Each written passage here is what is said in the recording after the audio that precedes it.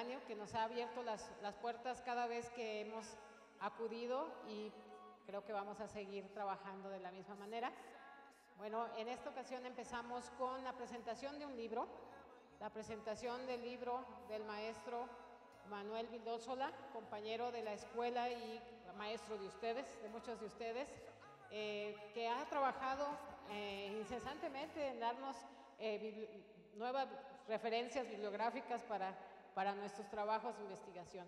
En esta ocasión este libro es el segundo libro que tenemos oportunidad de presentar dentro del marco del foro, ya que en la primera emisión en 2023 el maestro nos presentó su primer libro.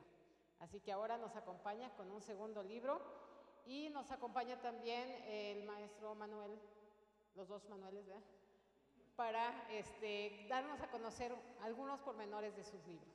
Entonces, pues bienvenidos, los dejo para que platiquen del libro. Muchas gracias. Bueno, en esta ocasión vamos a comenzar con el arquitecto Manuel López Ramírez y no de tiempo, vamos a entrar directamente y al final redondearé con otros comentarios. Por favor. Gracias, Manuel. Muy buenas tardes a todos. Bienvenidos. Inicialmente lo que quiero es agradecer al maestro Manuel Vildósola su amable invitación para acompañarlo en este evento de presentación. Y por supuesto, claro, hay que felicitarlo por este nuevo logro. Antes que nada, me gustaría aclararles que no es muy común que yo me presente en foros como estos, por lo cual es un doble agradecimiento para el maestro por haberme considerado. Mi ejercicio profesional es mucho más práctico que teórico. La oportunidad de hablar en eventos como estos han sido muy reducidos. Sin embargo, la academia ha sido una experiencia invaluable para un servidor y me ha dado la oportunidad de tener este tipo de acercamientos cuando se presenta precisamente una posibilidad de comentar algo acerca de un trabajo que valoro mucho, pero que sobre todo es muy significativo porque el maestro Manuel Vildósola, además de haber sido mi maestro, es un entrañable amigo y ha sido una persona muy generosa desde que lo he conocido. Así que bajo esa circunstancia acepté la invitación y aquí estoy y daré pues algunas opiniones acerca de lo que encontré en el momento en que revisé su obra. Por lo general, la mayor parte de los trabajos que se presentan y que llegan a mis manos y que tengo la posibilidad de revisar, los someto a una pregunta que le digo yo, que es la pregunta del ácido. ¿Para qué puede servir esto? Esto que tengo en mis manos, ¿qué utilidad puede tener primero en el ámbito académico o bien en el ejercicio profesional de alguna de las carreras de la facultad? Así, a partir de este filtro y una vez conociendo el contenido, entran en una clasificación que debo de reconocer que es muy arbitraria por lo personal, de obras útiles e inútiles. La obra del maestro Vildósola, debo de aclararles, me parece que es de las primeras. Una compilación de ejemplos de arquitectura en la ciudad que habitamos, pero que también es una ciudad que sufrimos, me resulta por lo menos útil y muy significativa. Tiene una gran dosis de realidad de lo que hay y de lo que seguirá habiendo en nuestro entorno. Hay sinceridad en ese ejercicio porque no necesariamente son obras de gran calidad arquitectónica. Y aunque pareciera que eso descalifica de entrada el trabajo, me parece que no es así, porque la intención no es ensalzar lo que ahí se presenta. Tampoco es un catálogo de construcciones destacadas, dignas de revistas, como estas que tanto elogian a los autores de esas obras, y que más bien pretenden realzar el ego de sus autores. No es eso. Es más bien una radiografía que confirma que lo que hacemos está regido por la enorme diversidad que como grupo humano nos caracteriza. Son obras que hablan por su expresión material, por el contexto en el que se ubican, pero también hablan por la legislación o de la legislación bajo la cual fueron concebidas. No hay nombres propios de sus autores y creadores, pero sí hay sellos mediante los cuales las obras hablan. Es un retrato también fiel, aunque arbitrario o aleatorio, de lo que conforma nuestra ciudad. Por lo tanto, hay de todo. Es una muestra de la diversidad y de la libertad con la que se construye en el San Luis Potosí actual. Por lo tanto, si buscamos un reflejo de lo que somos, de lo que pensamos, de lo que somos, de lo que pensamos, de lo que podemos tener y de lo que hemos sido capaces de ofrecer a un usuario, en esta obra de Manuel Vildósola están algunas respuestas. El primer estudio o el primer trabajo muestra claramente la tipología de construcción y de materialización del espacio habitable. Eso nos da un material inacabado para el análisis de la evolución de nuestra ciudad. Posteriormente se incorpora el uso del suelo y la normativa. Estos dos trabajos son uno solo. Estoy convencido que no pueden leerse desconectados uno del otro. En la búsqueda de obras arquitectónicas, con una lectura del entorno urbano, con lo cual se identificaron elementos socioeconómicos, se identifican también indicios de inseguridad, y a mi juicio, la dignidad del espacio en relación al usuario y a la creación de ciudad. Siempre he sostenido que las obras arquitectónicas se tienen que leer y analizar de forma integral, es decir, tomando en cuenta el contexto y no solo físico en el que fueron edificadas. Al hacerlo así, nos damos cuenta que no siempre el todo es mayor que la suma de sus partes. A veces el todo, la resultante, es menor. Al revisar este trabajo, la conclusión evidente nos habla de cómo construimos la ciudad, de cómo, con una diversidad, una variedad un tanto desordenada, el contraste entre lo que se diseña y cómo se diseña es la constante.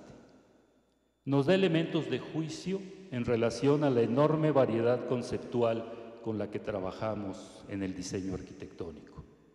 Y una vez que se involucra la normativa, la situación se tiende a complicar. La lectura más evidente de esto se genera a partir de los diferentes planes de desarrollo que generan políticas de uso de suelo cambiantes y que es abordado en los cuadros comparativos que encontrarán en el segundo trabajo de Manuel. Criterios y símbolos, y lo peor del tema, con una evidente influencia política en sus determinaciones. La pregunta que se genera, y es inevitable, al terminar de revisar la obra de Manuel es: ¿con qué criterios se genera un marco normativo que modifica el contexto a construir? ¿Qué influencia puede llegar a tener la legislación en la conformación de una ciudad que debería de ser cada día más amable con sus habitantes? ¿Realmente se está logrando? Es la pregunta. podemos justificar, también como pregunta, que un plan rector de crecimiento de nuestra ciudad capital no considere al municipio de Soledad de Graciano Sánchez? ¿Es eso entendible? ¿Es aceptable? ¿Cuáles son los criterios que permitieron que eso sucediera? Y luego entonces, ¿es un documento viable en la medida de esa limitación? Y sin embargo, así está. Esa es la norma que tenemos que respetar. Es también la generadora de una acción que nos hace reaccionar ante un entorno que por cotidiano nos pasa desapercibido. Nos hemos acostumbrado tanto a ver lo que hay, que lo que vemos aquí en las imágenes del trabajo, para bien o para mal, lo identificamos, lo extraemos de esa nebulosa de desinterés que hemos creado ante lo que se construye en nuestro entorno cotidiano. El trabajo de Manuel hace un comparativo muy interesante en los usos de suelo y densidades de determinadas construcciones en diversos contextos socioculturales de la ciudad, que nos permiten comparar las variaciones de estos criterios. Más aún, si conocemos la zona, nos permite percatarnos de las alteraciones existentes en esos lugares, que ponen en evidencia el incumplimiento de los ordenamientos a los que antes me referí. Al analizar los casos individuales planteados en el estudio, se ponen en evidencia las violaciones a las restricciones en densidades, en usos de suelo y en lo que la habilidad de cada persona, de cada ciudadano les permita. Así se hace notoria la socialmente injusta dimensión de los lotes mínimos considerados en la legislación. Las fachadas planas, alineadas con el paramento, ausentes de espacios abiertos, arañando hasta el último centímetro cuadrado disponible, hacen imposible una convivencia armónica con el coeficiente de ocupación o de utilización de la norma que la norma publicada marca. La ciudad, nuestra ciudad, se está construyendo con estos criterios cortoplacistas. Es esta para mí la aportación más importante de este trabajo. Desde mi punto de vista, aporta los elementos más objetivos para evaluar nuestra capacidad para ser ciudad, una ciudad digna.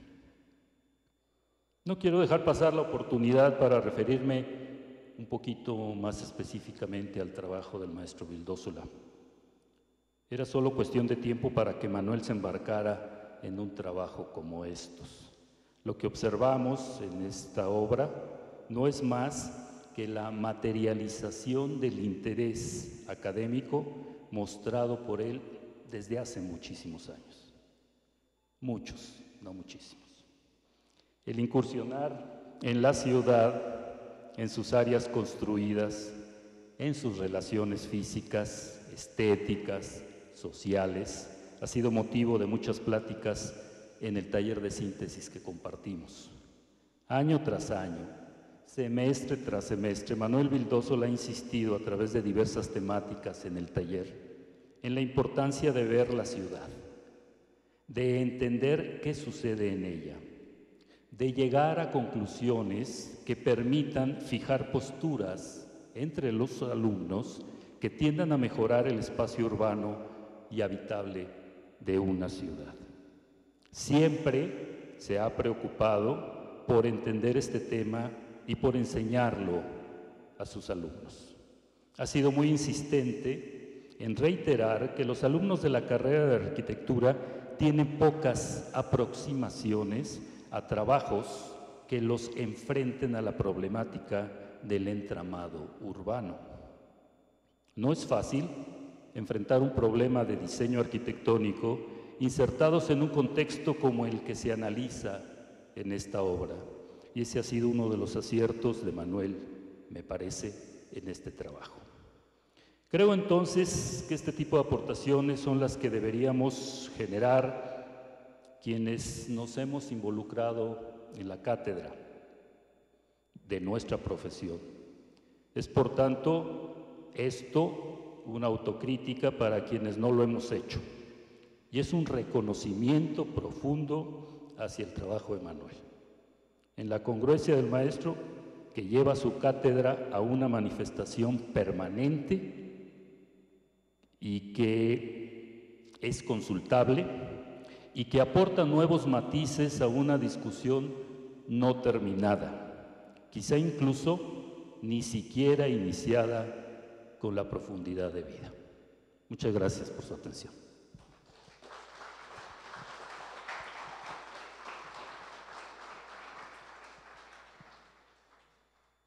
Lo primero que tengo que decir es que es un momento muy emotivo. Escuchar a mi colega Manuel y con quien nos integra efectivamente esta disposición, esta permanencia en el taller de síntesis de más de 20 años, no es fácil de que vuelva a ocurrir, digamos, de que más bien no es una cosa que vaya a ocurrir otra vez. Y él siempre ha respaldado los ejercicios a los que se refiere y la verdad es que las entregas por lo general son bastante exitosas en este empeño por entender el contexto urbano y por insertar los proyectos en el mismo, porque es donde ejercemos. Siempre él ha aceptado el tema de que hay que traer el ejercicio de afuera hacia adentro de la escuela. En ese sentido, yo estoy muy agradecido con él y no debo olvidar agradecer a la institución que permite este interés, este empeño en publicar, a la directora maestra Rosa María Reyes, a la doctora Alma Cataño, alma de los eventos, de los dos, y su equipo, claro, no debo de dejar de decirlo, pero lo subrayo porque es muy difícil armar estos eventos y tener esa consistencia, y ojalá venga el tercero. Perdón, doctora, pero es que se impone. Y en agradecimiento, la señorita Marta de la Rosa, que aquí está, es una colaboradora invaluable en este segundo esfuerzo.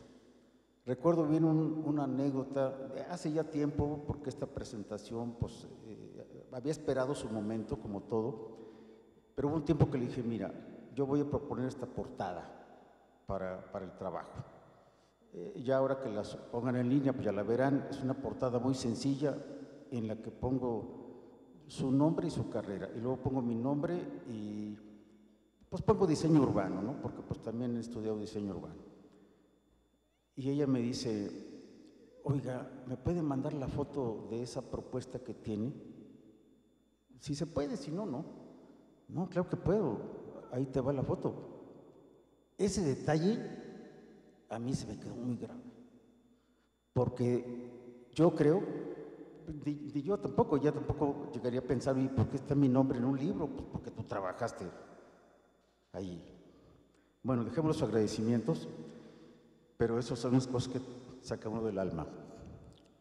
Ahora quiero decirles, sin traslapar con esta observación, evaluación muy objetiva, yo me alegro mucho que él haya aceptado revisar, volver a ver los trabajos. Se lo había pedido hace buen tiempo, lo que pasa es que, repito, que no se había dado el momento de esta presentación, porque él es un hombre de ejercicio práctico, además que tiene unas habilidades en la comunicación que nunca le gusta que yo lo ande promoviendo, pero muchos de ustedes lo han de conocer. Esa facilidad que tiene para exponer, para expresar, para que sus ideas aparezcan claras y concretas. Y le agradezco mucho eso. Después de escucharlo y acordarme de lo que tienen las tareas, pues la verdad es difícil que alguien lo hubiera hecho también. ¿Cómo nacieron esos libros? Una breve sinopsis. En la pandemia surgió una iniciativa de que se buscaran obras de arquitectura que tuvieran el lenguaje de egresados de la escuela. Esa fue la primera idea. Éramos varios maestros y empezamos a trabajar en ese sentido.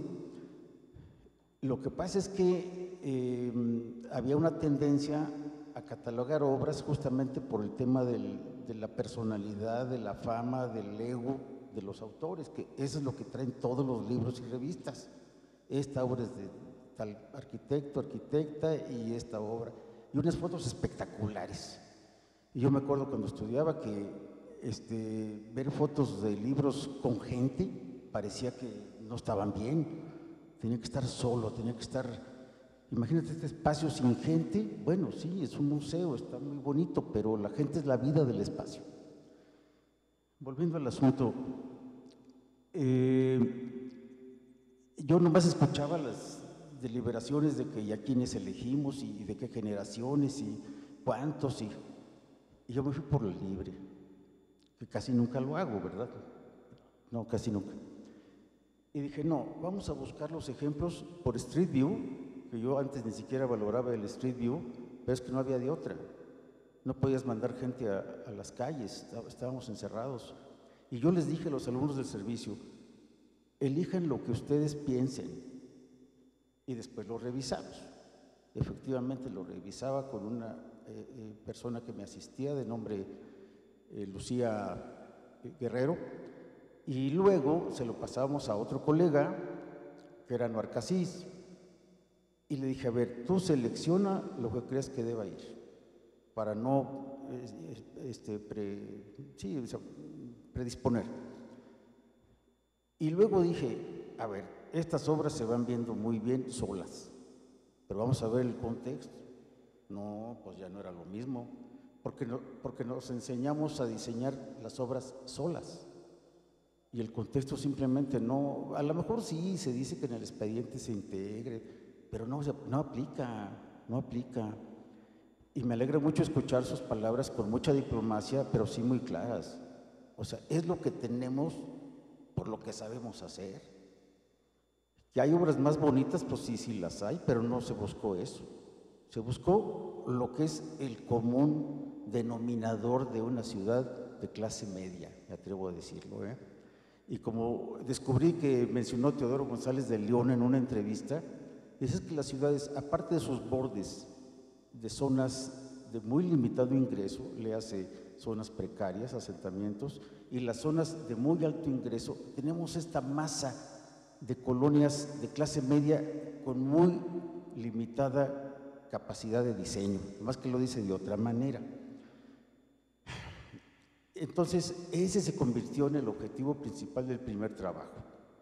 Y así salió, ya tiene 2 años expuesto, lo hemos ocupado en varias materias. Pero hay que decir cómo nació el segundo, que bien lo dice Manuel, si no ves el primero no puedes ver el segundo. En una reunión con la autoridad de la escuela, la directora, el secretario, o secretarios más bien, pues varias gentes que había, el maestro Omar, que aquí está, Omar Naum Pérez, dice, oye, arquitecto, ¿y eso que está haciendo no incluye la normativa urbana? Pues no, ingeniero, porque esto no es de normativa, esto es una lectura de lo que está. Analizar la normativa implicaría otro estudio. Y cuando por fin se terminó el primero, dije, no, pues vamos a sondear, a ver si es factible el segundo. Y poco a poco fuimos hallando una manera. Ya con esto voy prácticamente a terminar. ¿Cuál fue la manera? Teníamos el antecedente del primer trabajo, que ahora que lo vean van a ver, pues, ¿qué trae aquí? Pues trae la ciudad. La ciudad sin las obras icónicas, porque aparte excluimos el centro y barrios, porque ahí es muy difícil hallar obras de arquitectura contemporánea que merezcan la pena. No digo que no haya, nomás digo que es muy difícil. Y entonces empezamos a ver que esa colección de tramos era la materia prima para un análisis de normativa. Pero ¿qué pasaba? Que esa colección era una observación empírica del 2021, porque fue el año en que lo hicimos, el segundo año de pandemia. Y luego dije yo, a ver, ¿y cómo analizo la normativa? Resulta que de normativa efectivamente hay tres trabajos que son los únicos que se han decretado, para bien y para mal. El primero del 93, con una normativa, con una ley; el segundo en 2003, con una segunda ley; y el tercero en 2021, con una tercera ley. No se ha mantenido la legislación a lo largo y tampoco se han mantenido necesariamente los criterios de los planes. De hecho, el segundo es muy parecido al primero, pero tiene la exclusión de que abre el desarrollo de la Sierra de San Miguelito. Con eso ya cambió la faz de la ciudad. Y el tercero efectivamente tiene esta carencia de soledad que no se entiende.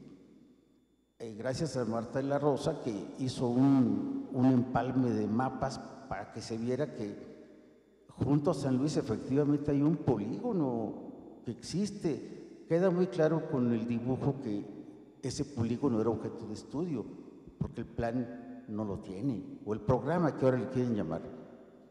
Y entonces, ¿qué pasaba? Que las zonas analizadas de normativa pues quedaban en blanco. ¿No existen? No, claro que existen. Pero ¿tú cómo puedes valorar en una comparativa un área que alguien dice, no, que ellos hagan su plan, porque la ley así lo permite? Y ahora, y ya no debo de alargar, pero que Pozos es un tercer municipio, tendría que haber un trabajo de la ciudad de San Luis o del municipio de San Luis, otro de Soledad y otro de Pozos. 3 para 1.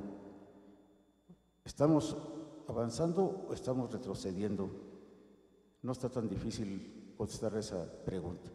Y con esto ahora sí cerramos por compromiso de tiempo con la maestra, y yo los invito a que, bueno, el primero solamente busquen un método para el análisis del contexto urbano o en la página de la escuela, en fin, hay grupos que ya lo tienen, y el segundo deberá estar en línea pues en estos días.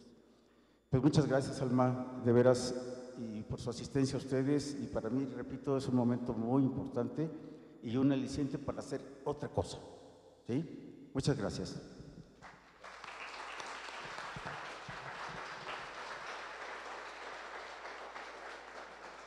Pues mi mayor agradecimiento a esta oportunidad de darnos a conocer así como un poquito velada la obra. El maestro es muy sencillo al expresar que es una pequeña aportación, pero mi consideración es otra, ¿no?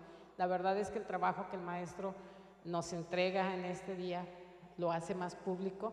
Es una mirada de una persona con mucha experiencia que ha podido darle a lo que vemos de manera común un sentido realmente de orden. Entonces creo que el trabajo que el maestro está entregándonos el día de hoy pues es una obra muy valiosa. De manera muy simbólica quiero entregarte este reconocimiento de parte del foro, y bueno, invitarte a que si tú me estás comprometiendo a hacer otro evento dentro de 2 años, pues yo lo comprometo a que haga otro libro para dentro de 2 años. Muy bien. Muchas gracias. Muchas gracias. Manuel, muchas gracias. Quedamos aquí. Bien. Pues los invitamos a que sigan aquí.